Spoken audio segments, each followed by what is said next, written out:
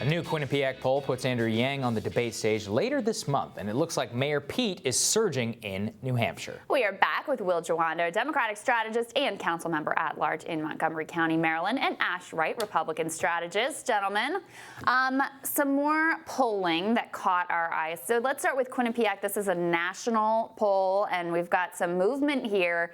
Joe Biden jumps up 5 points. Bernie Sanders jumps up 4 points. Elizabeth Warren pretty much stationary, adds 1 point.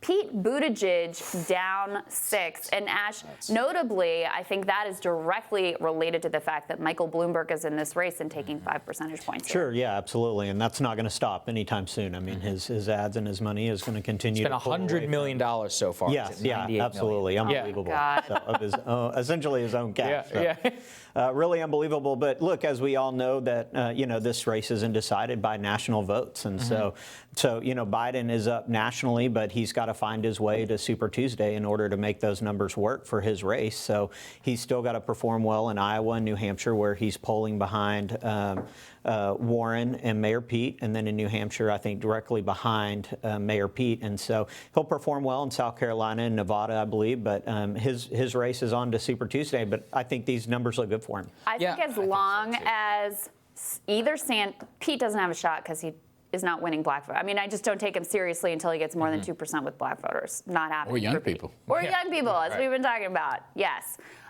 So to me, the only two real threats are Sanders and Warren.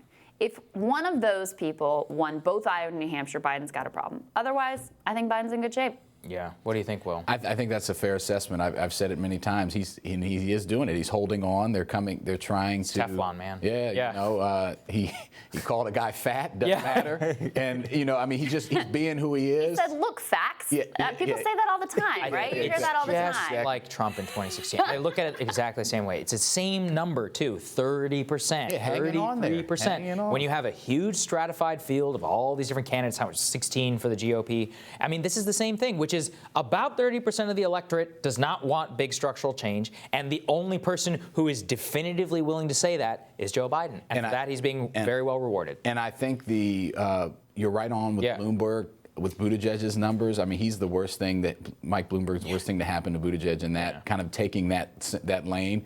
Even though in this poll too, you saw that people don't like Bloomberg. I mean, he had a really bad differential. I think it was like 21-45. Right. And so that's why he won't be the nominee, but he's going to keep spending money and keep sucking that away. But to your point, I think it's really these first couple states. Can Joe hold on, the vice president hold on, and then get to Nevada and South Carolina Super Tuesday? And if this holds, I think he's going to be in good shape. Yeah, Ash, I think so as well. What do you make of Andrew Yang making the stage? I mean, look, Cory Booker's not there. Kamala Harris dropped out. Michael Bennet, Steve Bullock. I mean, the list goes, Kirsten Gillibrand, but the list goes on and on of senators, governors, members of Congress who either aren't making the stage or have dropped out of the race entirely. And yet, this guy with a very unusual idea who came out of nowhere and captured the attention and the excitement of a large portion of certainly the internet. Yeah, absolutely. He's going to be there making his case. Definitely. Well, and he's pulling from a very small subset of independent Democrats that are looking for something different in the party, and he kind of fits both molds. And he's pushing this universal pay or monthly pay income, but at the same time he also made his wealth through capitalism and through working hard and pulling himself up through his own hard work and his own intelligence, and so I think he plays I don't know, by the really way, that well. That's exactly how he would describe that. Sure. But go ahead. Yeah. No, but, seriously, though. But I think that plays really well into a small set of independent Democrats that are coming over and are going to pull for him. That is why he's doing well in New Hampshire. I don't think he's going to get there, but I think he's doing really well and will be a voice for the party long term. Yeah, I think it's a good thing he's on the stage. I think it's good for democracy. He's bringing in those new ideas, and he actually does well, even though this is the Democratic primary we're talking about. He does well with independents and some Republicans too. He has the second most amount of Trump. Look, this is a very small sample size, but it was the second most amount of crossover support for Trump voters, which I thought was fascinating. The three. I mean, this is the thing. Tulsi, Bernie, and Yang, who have very different ideologies, but all three of them are anti-establishment. They have the most crossover support from Trump voters. Right, and that's what it takes. We also have some update out in New Hampshire. I think Pete Buttigieg is up the top there, but the other things that we have to see, I mean, look, Joe Biden still Very got tight. 17%. I mean, I don't know what the margin of error is on this one exactly. Warren, but, I mean, Warren at 12% in New Hampshire. This is a state she really needs to win. She's imploded. I mean, she's a neighbor to that state. Bernie has been relatively strong around the 17 to 15% number. But I think, Will, if Buttigieg wins Iowa and New Hampshire, that it's going to be Joe Biden. And we've talked about this before, that I don't think Biden really cares that much about Buttigieg because he's got no black support. So he can have Iowa and New Hampshire, and that means that it hasn't validated. As long as the slingshot doesn't go to Bernie Sanders and Elizabeth Warren, then he's fine. I think that's probably true. And from talking to some people, I think that is, there's always a little concern. Does it give you the boost of like it did with Obama, where black people came around him after, but Obama had something going for him. He was black. Yeah. And he was married to Michelle Obama. And had a great organization. And had a great organization in the state of South Carolina. Right. I think if you look at Warren has stabilized a bit. Sanders, and I know you'll appreciate this, Crystal. He just gets no attention. He's just hanging out right there, and he comes up a point or two, and it'll be interesting to me to see as this goes on, because he has small donors and all this money, what does he do? How long does he stay in? He can stay in forever. What deal does he broker, if anything? Right. He's not a broker or deal.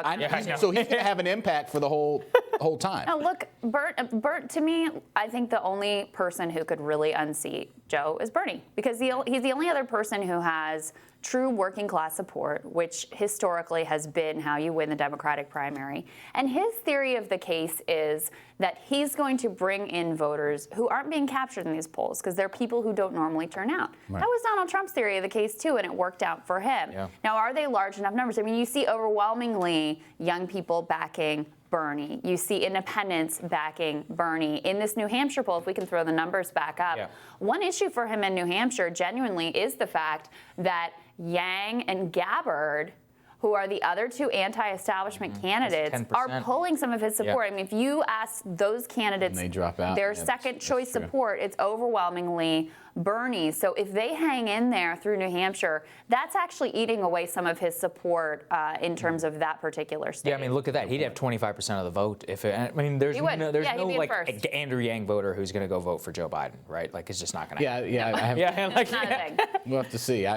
This is where I always point out in Iowa, I do think Bernie could be poised for a shock win in Iowa because of the 15% rule. And I know it's they're well organized, but they're very well organized. And if you don't hit 15% in a precinct, then your voters disband and you get to go wherever you want. So again, I mean, if Yang and if Gabbard are around like 6%, that's still a lot of votes. I mean, 6% of the Iowa caucus to go to Bernie. I mean, when it's this close, he actually could win and even beat Buttigieg. You're right. Hang on to your hats. Yeah. There you go. All right, guys. Thank you, gentlemen. Thank you. Thanks. Thank you. Tomorrow on Rising, Hill reporter Alex Gagetano tells us who the top lobbyists are on Capitol Hill. And Georgia Congressman Jody Hice, he joins us to talk next steps with impeachment. And Dave Sirota, senior advisor and speechwriter for the Sanders campaign, will also be right here. Maybe he'll tell us more about Senator Sanders being in the pocket of Big Poor, something they've been talking about. Everybody have a fabulous day. We'll see you back here tomorrow. See you tomorrow.